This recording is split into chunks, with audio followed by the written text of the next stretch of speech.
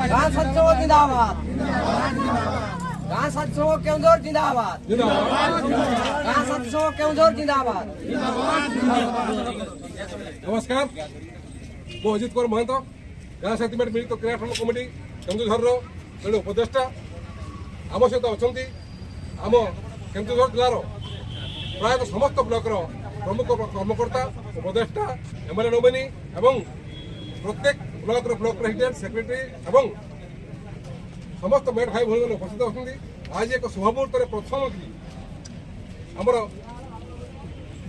5/12/2025 Keonjhar ITDA परिसर में एक गुरुत्वपूर्ण बैठक आम आह्वान करूँ।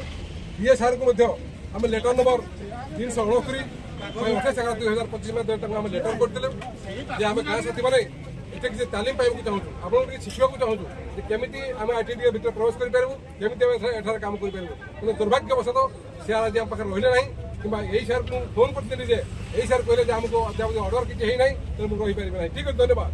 आम से क्षम ना आम पिला मैंने आसान ये बड़ जिन परवर्त पर्यायर आम पुणी बसवा समस्त पिला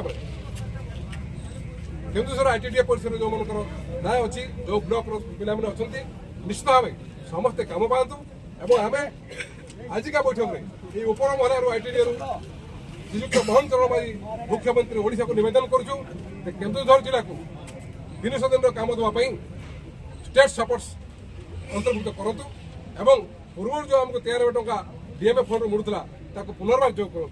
धन्यवाद, नमस्कार। बोल भारत माता की वंदे वंदे। धन्यवाद।